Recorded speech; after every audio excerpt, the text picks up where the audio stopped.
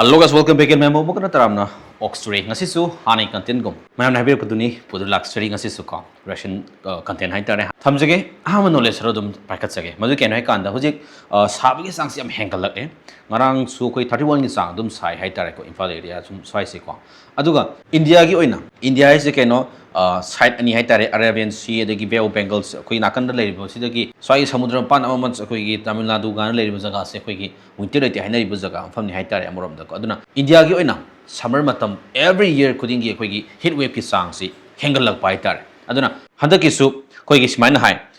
nauta pa hai dana heat wave ama koi gi lakadari ba May gi tarik kun manga dagi na June gi tarik ani pho masi pho si hai tare 1 week sang hai tare masigi periods hai takak masigi duration matam se hai tare masi bo koina one of the hottest times of summer oi ni hari handak sahi gi oin hai ba masigi time hai ti matam sida this duration hai tare masigi atema matam sida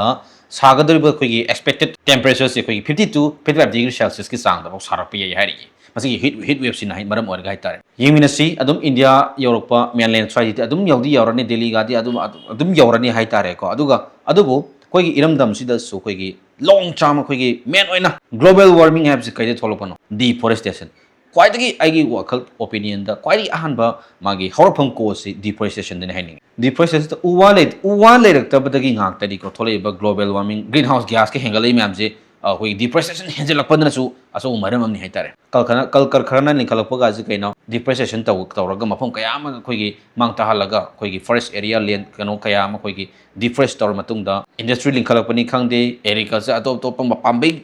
thabak kaya maram amagi infrastructure kaya amagi likhalak pagi haitare tawrak pa mayam adagi sam si Manipur haro poppy farming and tor me chingmai kya no chingno mapan 90% 92% akoi ge hilly area ne hari mafam ji poppy lo thajalo poppy thanan hona lo gothoro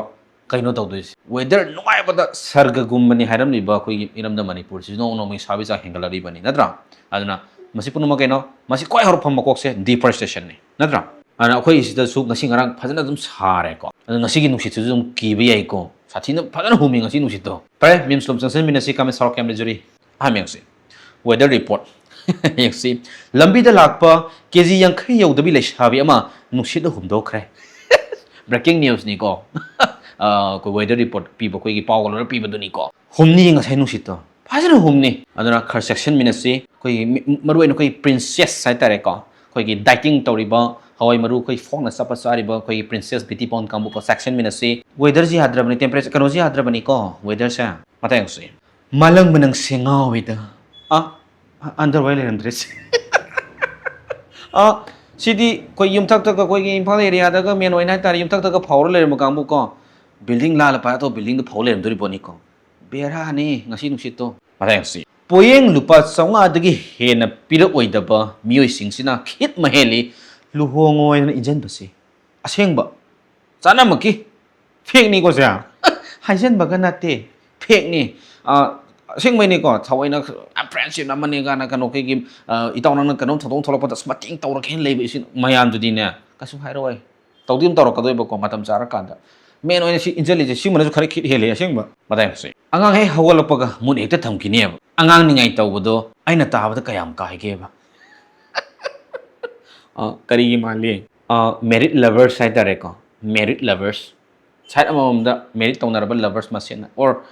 merit ka unmerit kambu ka gi lovers yam leirabani na natra sum angangi kapai khonjin sum phone sum takhala bani na yakai rongi type tawramani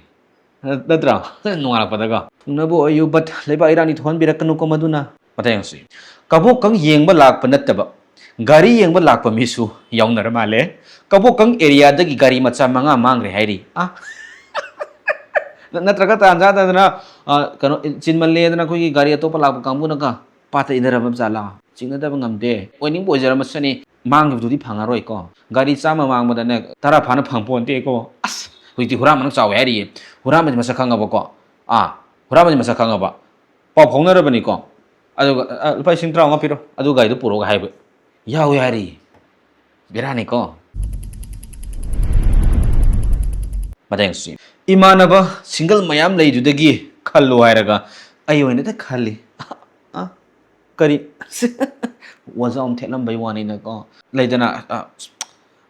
aije or nangje napi mo or napa ma kai khangnei khangba aduga nang khangnaruba loinaruba namanaba natra namanabiduna bai or kano stocks nupi amta or nupa amna simbiu ga harakanda asile myam se khallo ga harakanda asamta pamba yaudi ga haira aba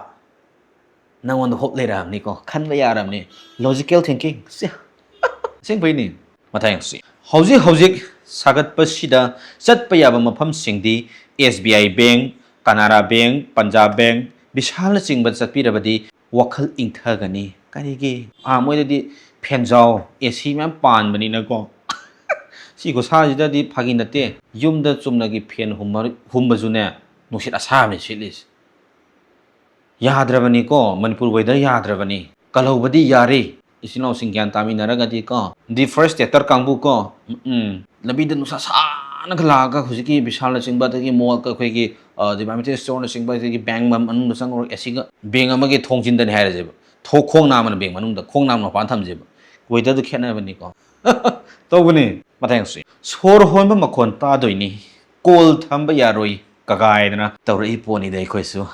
yade adum kai ni kaina won tamamani upai lep jante ha nangi nungshitna relation age kano ai zenit ko ha wari da di panthung yogi taraga su related panthung yaw roe ba ko relation is bera so much bera natra thabak leitabagi di ora moy du bu tumba matam da eta nongan bo khoi ki paina bi yawri bani maduni ya bana te ko thungna bai sina tongali nungshina ba duna mani matang si phugera saigera thina ngangera tawbiyu ado kaina si haibadi haibi gano sini aina haining si words wana ai khangja ge haibani da complain tawzaroi relation da yamna loyal oiba khoi gi kai haini kaina ningdaba yana nungsi khamal zawjaba nonjagan ba haitare ko oiga doini leitab su nate ko se smani am tawsala ba ma bu nungsiri ba nungsinai ba miduna ne kanong torokpani ko yam khamba over khamban zawba si phapote natra ma loi khanga poni da khama madai kaina ba konga amni yaurong gani Right guys, min sabi tin jage comments kara pick up to jage sorrow to jage adong comments in your we have yang view positive feedback kaya karan tarak pa kaya ni comments ko yang ines si menaka morang tem hanagi video kunam duga manade da camera ko tham da nungai jade haijari be ibung thank you so much ko hanagi film dum lang no hana jage noi chaba swaina comment feedback kaya pibirak pa thank you so much menaka matang si Sahidur Alam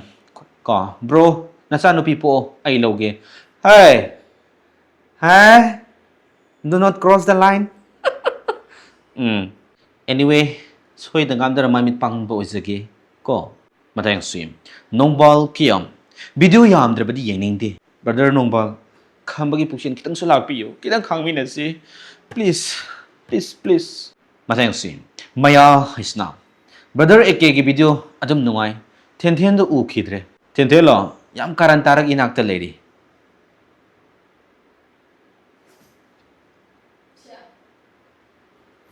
sini ten haisi matang si TZ King blah blah kaya no khang de ko bro legend bu karai lekragi mangkhra bro no legend is always legend ko lay is the god rest nana topaga phidup naina mapokai dan thami masu matam lakhini matang si choko Nupi khibadagi wazau ti nei rehe bro so memes ta mada wazau punna pamina bai wani isagi ba wazau ti kai kani yorom moina khali da bro kai matang da no adubo wazau ai ja yorom taraga su da su ya da wazau se leite na tumi le kamai taw wazau yaudra mi usilo ya ko leite su leib sa dam ha mata yang si loya longjam yam hongame brothers se nupi na haibada taram gadoba male ko kamai taroi doino adu da butage nungsiba wahi khonjen ga do kai nungsiba wahi ga tage dana bo senting e luhong lauri me ko amo su tinge ko su tinga samane sen puthok na ga luhong maya mang da dong wa ta na da di kamai yum pani natra me right guys sabu tension jage memes amasung comment haitare ko sabu tension jage mem nuai comment drop chobiram hanagum adum koi lathokna ba koi hane content dum tawno ju hona jerake aduga koi blog su dum yan jerake haitare ko mem letna dum support tobiu mem nuai ba hona jerake ngasi mata intense jage see you again on next video bye bye